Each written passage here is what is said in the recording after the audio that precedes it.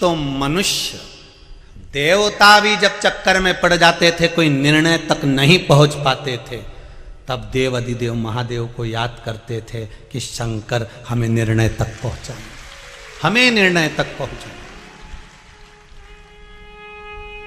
एक लोटा पानी, एक बेलपत्र, एक पुष्प, एक चावल का दाना व्यक्ति के निर्णय को बदल देता है महाराज। उसका क्या भाव था, वो क्या, उसकी किस्मत में कितना दुख लिखा हुआ था, उस दुख को केवल उसका एक लोटा पानी उसको सुख की ओर ले जाता है। एक लोटा जल।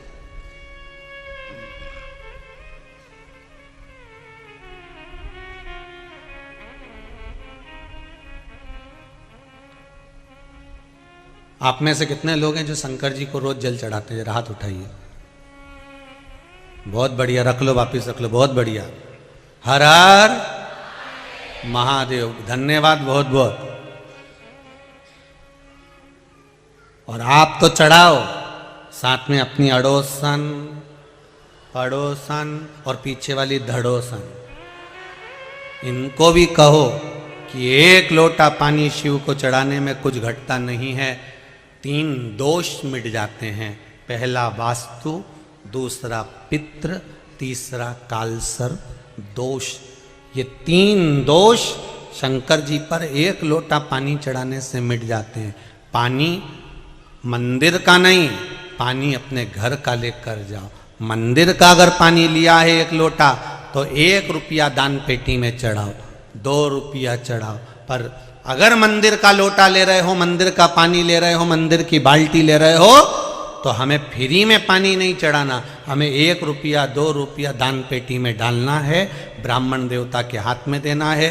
गुरुजी हमने आपकी बाल्टी ली, गुरुजी हमने ये लोटा लिया, गुरुजी हमने पानी लिया, ये ब्राह्मण देवता, ये आपका बाल्टी का, पानी का, लाइट का जो खर्चा हुआ होगा पानी भरने में, ये उसका, ये आपने जो परिश्रम करा बाल्टी भर कर रखी गुरुदेव, ये उसका। आप ब्राह्मण देवता को 2 रुपया 5 रुपया जो भी है, 1 रुपया 2 रुपया जो दान पेटी में है, अगर मंदिर का पानी प्रयोग में ले रहे हो तो वहां पहले दो, उसके बाद प्रयोग में ले, उसके बाद में। बेलपत्र और एक दुर्वा, मात्र एक बेलपत्र और एक दुर्वा। दुर्वा जानते हो ना?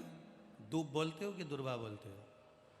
हाँ, दुर्वा बोलते ना, हरा हरा कलर की। एक दुर्वा और एक बेलपत्र। प्रयास करना जिंदगी में एक बार, जिन बेटा बेटी का मंगल विवाह नहीं हुआ हो और जिसको लगता है कि भगवान शादी हो तो ऐसी जगह हो जहाँ हमारा आदर हो, सम्मान हो, सत्कार हो, जहाँ लोग हमारा आदर करें, सम्मान करें, सत्कार करें, ऐसी जगह विवाह हो जहाँ आदर सम्मान मिले। एक दुर्वा, एक बेलपत्र, नंदीश्वर का स्पर्श कराकर, नंदी का स्पर्श कराकर, जलाधारी का स्पर्श कराकर शिवलिंग के ऊपर समर्पित कर देता है, उसको जो वर प्राप्त होता है और घर प्राप्त होता है वह अच्छा ही प्राप्त होता है। अदालत तक नहीं जाना पड़ता, तलाक तक बात नहीं पहुंचती और उसके घर में सुख और समृद्धि रहती। क्या क्या चढ़ाना है? जम के बोलो जरा। एक दुर्वा और एक बेलपत्र। बहुत आप लोगों के स्मरण में है कि नहीं हमको नहीं मालूम, पर 2 माता ऐसी है, 2 जगत जननी ऐसी है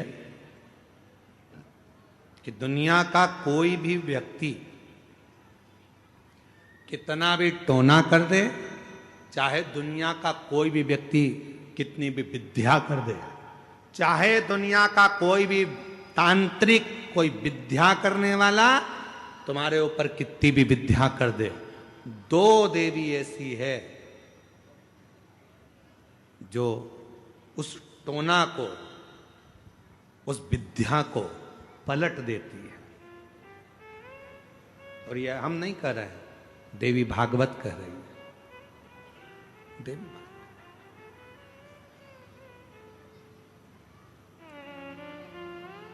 काली पुराण में भी इसका वर्णन आता है। देवी भागवत में भी इसका वर्णन आता है। दो देवी ऐसी हैं जो कोई अपने ऊपर अगर विद्या कर रहा है और वो दो देवी का स्मरण कर लिया जाए, उन दो देवी का नाम लेकर मात्र शंकर के शिवलिंग के सामने जो अशोक सुंदरी वाली जगह होती है, वहां पर अगर इन दो देवियों का नाम लेकर अगर जल चढ़ा दिया जाए तो किसी ने अगर विद्या करी भी होती है तो पलट जाती है। कोई कितना भी बड़ा तुम्हारे लिए तंत्र मंत्र कर रहा हो, वो तुरंत पलट जाता है, एक क्षण नहीं लगता और उनका नाम लेने से ही पलट जाता है। दो देवी, एक प्रत्यगिरा माता, एक है प्रत्यगिरी माता और दूसरी है दंतेश्वरी माता, जिसका काली पुराण में विशेष वर्णन लिखा हुआ, जिसका देवी भागवत में वर्णन आता है। और महाराज प्रत्यगिरी माता का वर्णन स्वयं यहां तक, प्रत्यगिरा माता का वर्णन यहां तक अथर्व वेद में भी प्रत्यगिरी माता का वर्णन और दंतेश्वरी माता का स्मरण यहां तक अथर्व वेद में भी वर्णित किया गया प्रत्यगिरी माता का। काली पुराण में तो है, देवी भागवत में भी है। ये जो दो देवियां हैं, एक प्रत्यगिरी माता और दूसरी, जम के बोलो, दंतेश्वरी माता। ये दो माता ऐसी हैं, अगर भगवान शंकर का ये शिवलिंग है, ये जलाधारी है, माता पार्वती जी का हस्तकमल, और यहां सामने एक मोटी सी लाइन होती है अशोक सुंदरी का स्थान, इधर गणेश जी, इधर कार्तिकेय जी। जब हम दक्षिण में खड़े होकर, उत्तर में मुख कर कर यहां खड़े होकर जब हम शिवलिंग पर जल चढ़ाते हैं और अपने जल के पात्र को थोड़ा सा आगे बढ़ाकर हम इस स्थान पर, अशोक सुंदरी के स्थान पर, इस यहां खड़े होकर जल चढ़ाते समय इस स्थान पर अपने पानी के लोटे को आगे बढ़ाते हैं और जल को यहां गिराते हैं। प्रत्यगिरी माता का नाम लेकर या मां दंतेश्वरी का नाम लेकर जब हम चढ़ाते हैं, आज दिन भर में अगर कोई ने भी हमारे ऊपर विद्या करी होती है, वो 2 मिनट के अंदर वो कटकर गिर जाती है और कोई असर नहीं हो पाता। दो मां, एक मां दंतेश्वरी, एक प्रत्यगिरी। कौन है ये प्रत्यगिरी माता? तो शिव महापुराण में बड़ा सुंदर वर्णन आया कि जब हिरण्यकशिपु ने बहुत तप करा, बहुत तप। मेरा निवेदन है आस्था चैनल वालों से, कथा लाइव चल रही है, उनसे हम निवेदन करेंगे कि आपके पास में दंतेश्वरी माता का फोटो हो तो आस्था चैनल वाले अवश्य दिखाते रहें बीच बीच में जहाँ कथा चल रही है। और प्रत्यगिरी माता का अगर फोटो हो तो सिंह का मुंह होगा माँ का, स्त्री का शरीर होगा माँ का, और बड़े बड़े दंत होंगे उनके, प्रत्यगिरी माता के। अगर वो भी चित्र हो तो अवश्य जहाँ कथा चल रही है तो लोगों को मालूम पड़े कि प्रत्यगिरी माता कौन सी है, दंतेश्वरी माता कौन सी है, उनका स्वरूप का दर्शन अवश्य करें। और प्रत्यगिरी माता का अगर फोटो का आप लोगों को समझ में ना आए तो एक बार हमको व्यासपीठ पर लाकर उस मोबाइल में दर्शन कराएं तो हम भी बता देंगे। प्रत्यगिरी माता, दो माता ऐसी है। काली पुराण के अंतर्गत, देवी भागवत के अंतर्गत, हमारे वेदों के अंतर्गत दो माताओं का क्रम बड़ा विचित्र। तो हम अभी जो कथा को प्रारंभ कर रहे हैं तो प्रत्यगिरी से प्रारंभ कर रहे हैं और इसको लेकर जाएंगे दंतेश्वरी माता तक। शिव जी की 5 बेटियों में एक बेटी श्यामली बारी, नाम बोलो आप लोग, श्यामली बारी। एक ऐसा नाम है ये, महाराज मान लो कर्जा बढ़ गया है, 5 लाख, 7 लाख, 3 लाख, 4 लाख, 2 लाख, कोई भी थोड़ा सा भी कर्जा अगर मस्तक पर है, माथे पर है, तो शिव जी की श्यामली बारी नाम की जो कन्या है, बेटी है,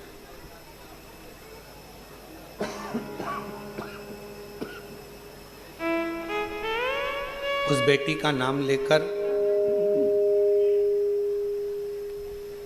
लाल चंदन बीच वाली पत्ती पर लगाकर, लाल कलर का चंदन बीज वाली पत्ती पर लगाकर भगवान शंकर के ऊपर जहां भी तुम बैठे हो डंडी का मुख अपनी ओर करते हुए शिवलिंग पर समर्पित करो। उसी बेलपत्र को वापिस उठा लें, एक रात्रि तक अपने घर पर रखें, दूसरे दिन प्रातः में पुनः उस बेलपत्र का विसर्जन करें।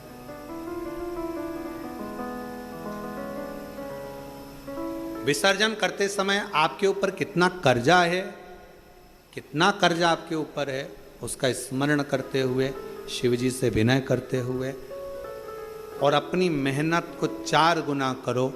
अपने कार्य को बढ़ाओ, दुकान हो, नौकरी हो, सर्विस हो, बिजनेस हो या कोई भी कार्य कर रहे हो उसको लगनता से करना प्रारंभ करो। धीरे धीरे मेरा भोले बाबा आपका हाथ पकड़ेगा और कर्जे से मुक्त जरूर करेगा। आज के समय में, आज के हिसाब से, आज के समय में थोड़ा सा भी लोगों का कर्जा हो जाता है तो लोग तुरंत सुसाइड करने का विचार करते हैं। शिव महापुराण की कथा कहती है जन्म वापिस नहीं मिलना है। मनुष्य का जो जन्म मिला है बड़ा मुश्किल से मिला। किसी माता पिता ने आपको पाल पोस कर कितना बड़ा किया है। उस माँ से पूछो जो रात रात भर तुम्हें टीका लगा शरीर में और रात रात भर जागती रही और करवट बदलाती रही तुमको गोदी में लेकर।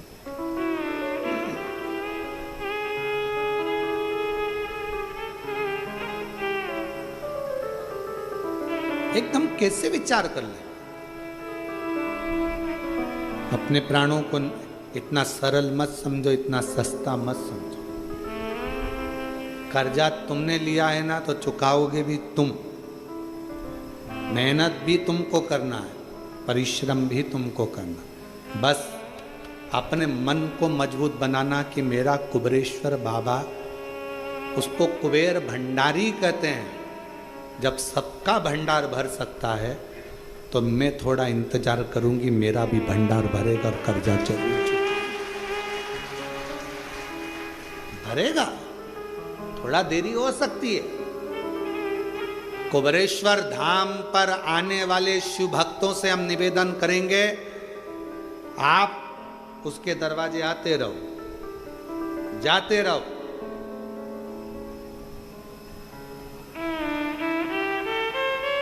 कभी तो सुनेगा मेरी भी पुकार को, कभी तो सुनेगा मेरी भी पुकार को, कभी तो भरेगा मेरे भी भंडार को, कभी तो भरेगा मेरे भंडार को।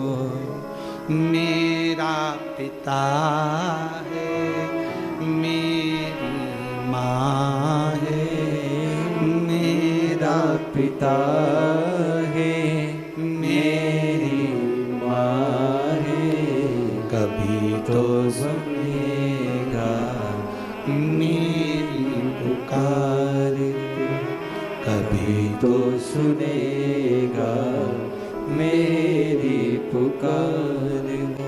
वो सुनता, थोड़ा देरी हो सकती, थोड़ा समय लग सकता। अपनी जिंदगी को, अपने जीवन को सफलता की ओर वही लेकर जाता है जिसने जिंदगी में थोड़ा संघर्ष किया होता।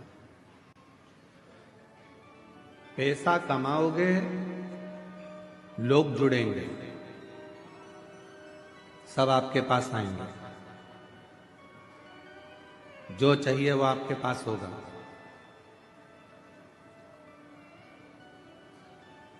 जो तुमको गाली देते थे वो भी पैसे के बल पर तुम्हारे पास आ जाएंगे। जब तुम्हारी सत्ता चलेगी, तुम्हारा वैभव चलेगा, सब तुमको प्रणाम भी करेंगे, नमन भी करेंगे, आदर भी करेंगे। तुम्हारे भीतर अहंकार मत करना कि मेरे पास इतना पैसा है, बिल्कुल नहीं।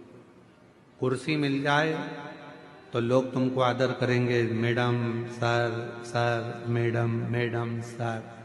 इसके पहले की जिंदगी देखना, जब तुम्हारे पास कोई पद नहीं था, कुर्सी नहीं थी, प्रतिष्ठा नहीं थी, धन नहीं था, कोई नहीं पूछता था। कुर्सी मिलने के बाद तुम्हें पूछ रहा है, पद मिलने के बाद तुमको पूछ रहा है, पैसा मिलने के बाद तुम्हें पूछ रहा है, मतलब ये सम्मान तुम्हारा नहीं है, ये उस कुर्सी का सम्मान है, ये उस पद का सम्मान है, ये उस पैसे का सम्मान, तुम्हारा सम्मान नहीं है। राम सिंह ही है, कमलेश कमलेश ही है, बिमलेश बिमलेश ही है, रमा रमा ही है, वो अपनी जगह पर ही रहेगी। पर वो कुर्सी पर बैठ जाए तो वो कुर्सी का लोग सम्मान करते हैं। तो ये अपने अंदर पैसा आ गया तो ये मत सोचना कि हमारे पास में हम सब कुछ कहेंगे और हो जाएगा, ना ना।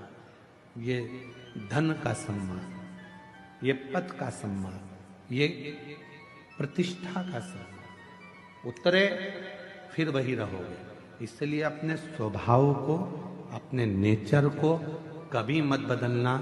आज है, कल नहीं होगा, तो भी इन्हीं के साथ रहना है, इनसे ही बात करना है, इनसे ही। थोड़ा धन बढ़ा और सबने पूछना चालू कर दिया आपको, अरे काका जी और चाचा जी और नाना जी और फूफा जी और मामा जी और ये और वो, सब ने पूछा। और जब नहीं था कोई पूछने नहीं आता था। क्यों, कितने का कर्जा हो गया, लाओ हमें बताओ, हम कर्जा चुका देंगे तुम्हारा। थोड़ा हमारे पास जमीन है, उसमें से आधा टुकड़ा जमीन का बेच देंगे, तुम हमारे रिश्तेदार हो, हम तुम्हारा कर्जा चुका देंगे। है कोई संसार में ऐसा जो रिश्तेदार का कर्जा अपनी जमीन बेचकर चुका देता हो? नहीं। फिर धीरे धीरे तुमने तो नहीं दिया, उसने मेहनत करी, संघर्ष करा, परिश्रम करा, फिर खड़ा हुआ और फिर आगे बढ़ा। अब जितने रिश्तेदार थे वो कहते हैं ये तो हमारा ही अपना वाला है, अपने ही परिचित है, अपना ही है।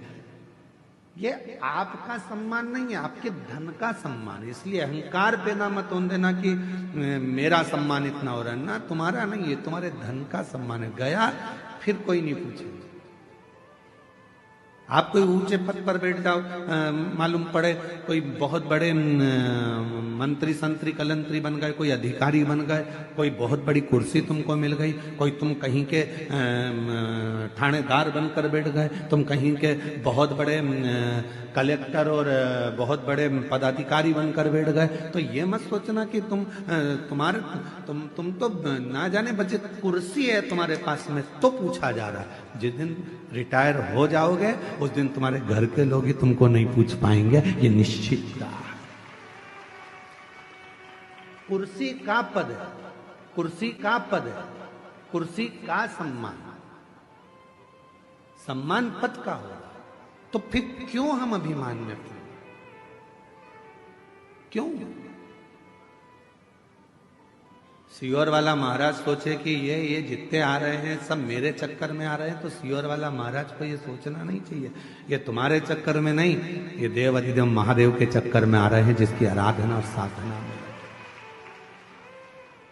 कोई कथाकार सोचे कि मुझे इतने लोग सुनते हैं, कोई कथाकार सोचे कि मैं इनकी जिंदगी बदल देता हूं, तुम नहीं बदलते।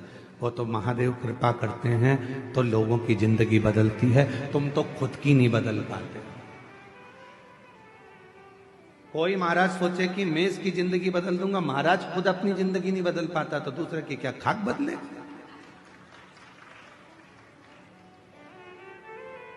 कभी ये विचार मत करना कि मैं कुछ कर रहा हूं।